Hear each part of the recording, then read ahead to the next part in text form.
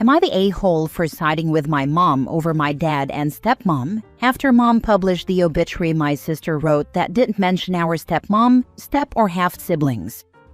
My sister died last week. She was 19. She'd been sick for over 4 years and knew it was terminal for the last 11 months.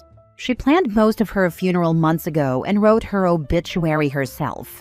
She told me and mom she wanted that to be what was published and for us to stick to her funeral plans.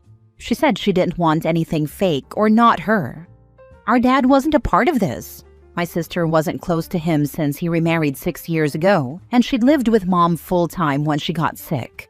Dad still saw her, but their relationship wasn't good. She hadn't seen our stepmom in over 3 years, nor our step-siblings. Who are our stepmom's kids from before she married dad? Or our half-siblings from dad and stepmom? In her obituary, she didn't mention them, just mom, dad, me, our grandparents, our aunts and uncle, and a few cousins. That's the obituary we published, and my dad and stepmom were furious. They told mom she should have added to it when she knew my sister had left them out. Dad tried to order her to submit a change, but mom said no. Dad tried to do it himself, but he was told he'd need to publish a different one. Dad wanted me to convince mom, but I stood with her in saying no. My sister didn't want them mentioned, and it was her obituary. She wrote what was published, and I feel like that was the right thing to do. I don't think my mom did anything wrong. The funeral was incredibly awkward because of the tension. My sister hadn't wanted our stepmom, step-siblings, her half-siblings to be seated with a family. In the end, my stepmom and her kids stayed home, and dad sat with me and mom at the service. When it was over, my sister's best friend gave each of us a letter from her. The timing was, again, what my sister had wanted. My dad's letter set him off even more, and he was angry at mom and then at me for taking her side over theirs. Am I the a-hole? Now for the top comments. Not the a-hole. Y'all are just following your sister's last wishes. Your dad can kick rocks. Whatever the reasons for their rocky relationship, it's far too late for him to be trying to play happy family now. Yeah, he sounds super selfish. My brother-in-law just died really suddenly and tragically. The funeral is in 3 days, and my mother, who didn't know him well, is milking the tragedy on Facebook. It's gross. So I see where you're coming from, Opie, but not the a-hole. Your father is being selfish and disrespecting your sister's last wishes. He can buzz right off. I cut off one of my brothers for this kind of behavior. The girl who had a crush on him since we were kids, we're in our 50s now, and took care of him after his foot surgery, whom he refused to date, died. He went all over Facebook acting like he lost his girlfriend of so many years. Boo-hoo. I called him out on it, then blocked him, and I haven't spoken to him in almost 2 years. I am so proud that your mom did what your sister wanted. I did what my mother wanted. She didn't want a service, so she didn't have one, and I dealt with the backlash. But I'm proud of you and your mom. Same. I wish she hadn't needed to. I wish we could have saved my sister. She told me last night that she honored the wishes of her first baby, and it felt like the least she could do, since she couldn't give her a longer life. My mom's really struggling with my sister's death. We both are. I'm so sorry for your loss. I hope that you can grieve together, and hopefully, it gets a little easier as time goes on. Grief is always there though. When you're ready, it might help to find a therapist for both of you. Please also know that you didn't do anything wrong by honoring her wishes. Your dad is also grieving in his own way, which might involve some guilt. His current wife just sounds like a see you next Tuesday. I think planning her funeral and obituary likely brought some comfort to your sister. So by following her wishes, you have all respected and completed the grieving process she began for her life. Next story. Am I the a-hole for refusing to play happy family with my former bully, who is now my dad's fiancé? I, 24 female, had a rough time in middle and high school because of a girl named Sophie, 28 female. She wasn't just casually mean, she made my life miserable for years. She spread rumors about me, made fun of my appearance, and turned people against me. I developed severe anxiety, and it took years of therapy to rebuild my confidence. Fast forward to last year, my dad, 51 male, told me he was dating someone serious and wanted me to meet her. I showed up to dinner and my stomach dropped. It was Sophie. At first, I thought she didn't recognize me, but then she smiled awkwardly and said, "Wow, long time no see." Later that night, my dad asked why I was so quiet. When I told him what Sophie had done to me growing up, he was shocked. He said she had never mentioned knowing me. When he brought it up to her, she texted me a short, "Hey, I'm sorry if I was ever mean to you. I was young and stupid." That was it. I told my dad I wanted nothing to do with her. He said people change and that I should give her a chance. I refused, so he stopped bringing her around when I visited. That was fine until last month when he announced they were engaged. Now he's pushing me to come to the wedding, saying I need to move on and not hold a grudge over childhood drama. Sophie hasn't tried to have a real conversation with me. She acts like nothing ever happened, which makes it so much worse. My dad thinks I should be able to let go since it was years ago. But to me, being bullied isn't just something you get over because enough time has passed. Some of my family agrees with me, but others say I'm being petty and should at least try to be civil for my dad's sake. So, am I the a-hole for refusing to accept her as family? Oh, hell no. I'd be going no contact with your dad. I can't believe he even continued to date her after you informed him she was your bully. Not the a-hole. I'd write a detailed list of everything, and I mean everything she did to you. I'd then send that list to all your family members with a copy of the half-assed apology. And then say that ultimately you're not prepared to accept her in your life, and frankly, if anyone keeps pushing you, I'd reiterate you'll go low contact. Then arrange a separate meeting with your dad alone, and go through everything and confirm he is picking her over you. And that's fine, but he has to accept the consequences of that. Clearly getting his junk wet is more important than his daughter. I love this approach. You need to write a letter spelling out for your dad and your family the horrible abuse this woman put you through and how this has affected you. I'd also be questioning why a 51-year-old is marrying a 28-year-old. Yep, if Sophie won't talk to you, she hasn't told him the extent of the bullying. Write it all down in detail. Make him confront the severity. If he still won't take it seriously, and that isn't something you can tolerate, you have your answer. Not the a-hole. Your dad's pathetic for this, and being with a woman just a few years older than you. Dude, maybe make nice and at the wedding, give a speech and say the things she did and how she just swept it under the rug. Honestly, the fact that she bullied Opie and now wants to play stepmom is already insane. But the dad marrying someone barely older than his own kid? That's next level cringe. Dating someone who literally went to school with your kid is beyond cringe. It's actually disgusting. Next story. Am I the a-hole for telling my stepmom and dad stop having so many kids? I, female 17, lost my mom when I was 10.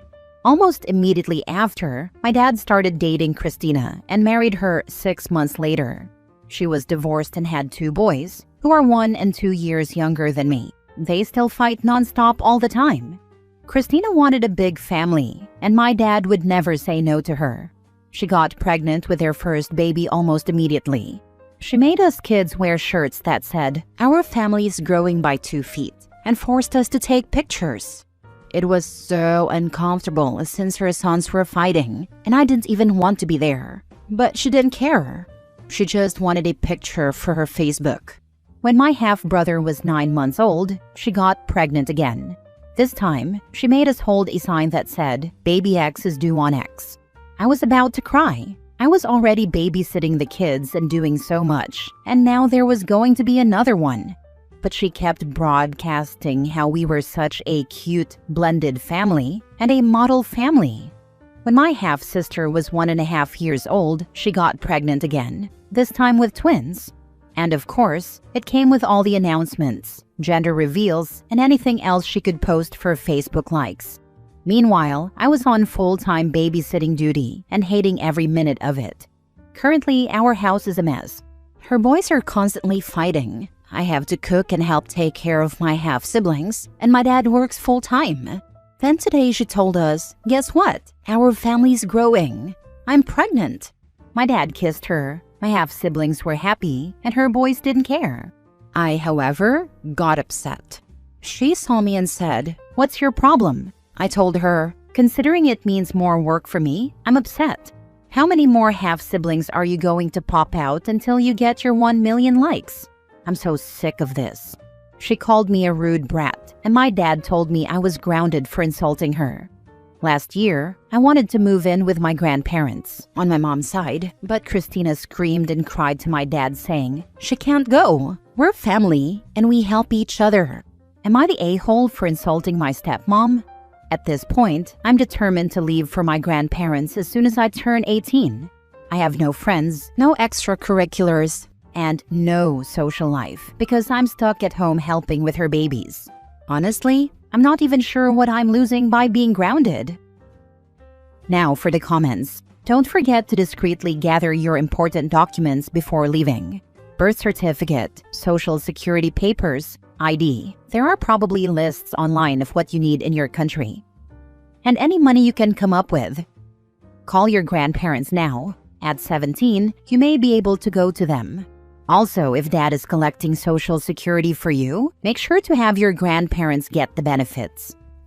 Those are benefits that go to you from your mother. They are yours. You are being parentified. Get to your grandparents today. Not wrong. Next story. Am I the a-hole for telling my brother it's not my fault he lost his kids?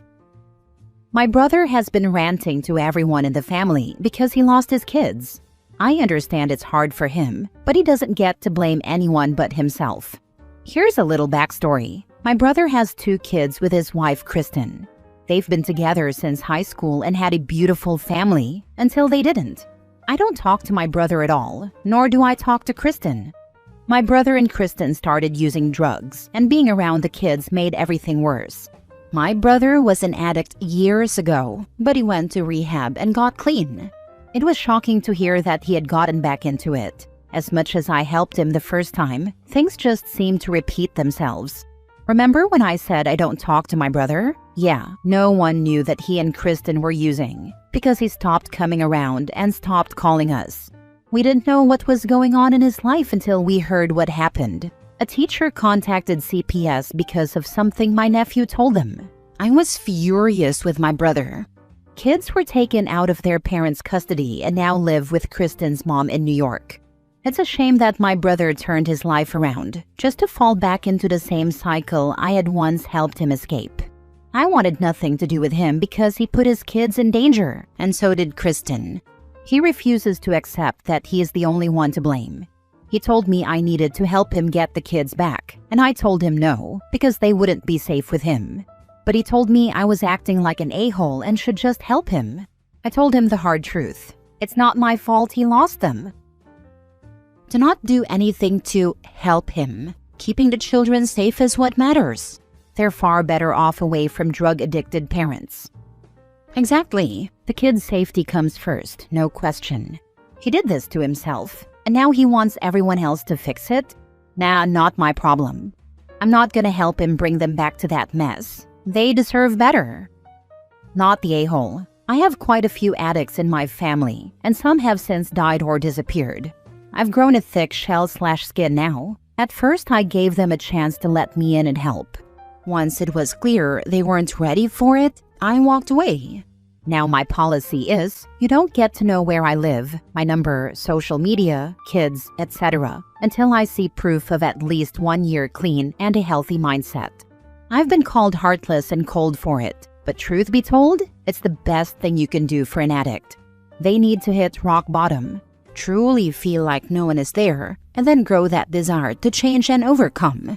If they can't find that will or desire within themselves, then all you end up doing is enabling them. When kids are involved, you need to make those walls even stronger. You will become the shield for those kids. Be their teacher and safe place. Be the closest thing they have to the parent they've basically lost. My husband has serious mental health issues and went undiagnosed for years. He turned to drugs at 14. By his mid-20s, he was no longer allowed at his folks' place due to stealing from them. Over the years after he got sober, he turned his relationship with his parents around. He was so close with his dad for the last 25 years. It broke him when he died. But they had to make hard choices, and it was what he needed.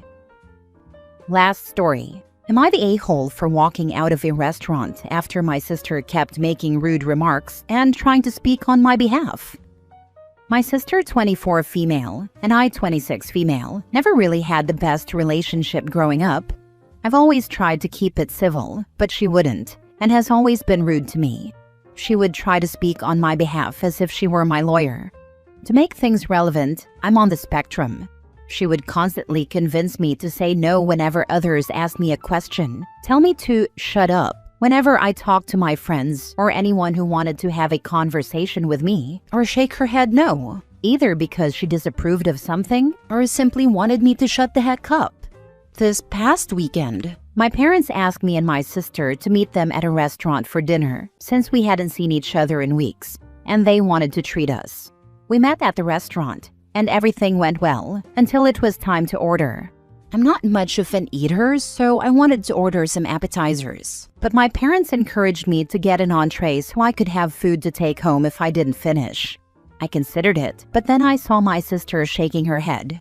I asked her what her issue was, and she said that she knew I didn't need the entree and therefore I shouldn't waste money or food.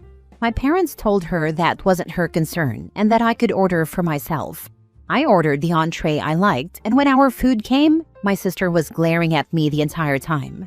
I finished my food, so I didn't even need to take leftovers home since there were none. Lol. When asked if we wanted dessert, my dad asked if I wanted some. I said I was full, but my dad said he'd like me to take something home, so I ordered a cheesecake. That was when my sister snapped. She called me a spoiled brat for wasting food and our father's money and asked why the heck I needed dessert. My dad told my sister to calm down and said she could get dessert too.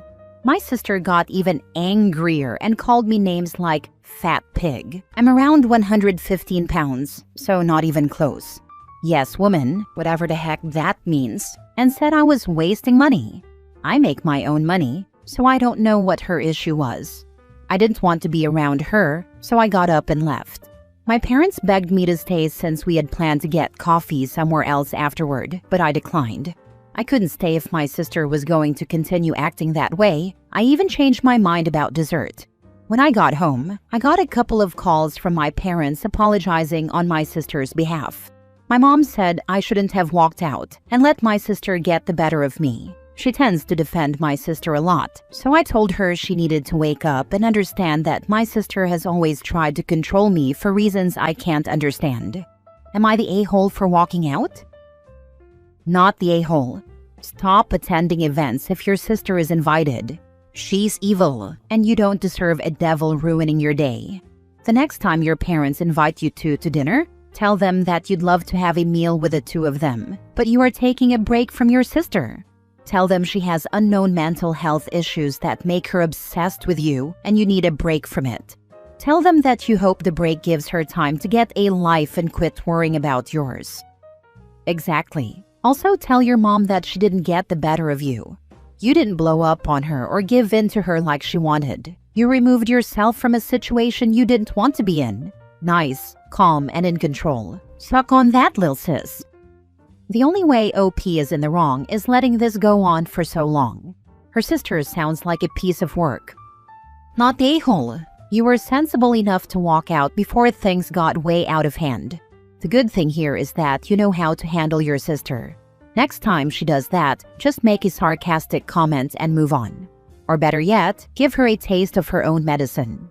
Next time, also give your mom a taste of her own medicine by telling her to stand up to every insult that comes out of your dad's or sister's mouth toward her and see how she handles it. Doesn't sound like he did. Sister kept running her mouth and dad never told her to SDFU.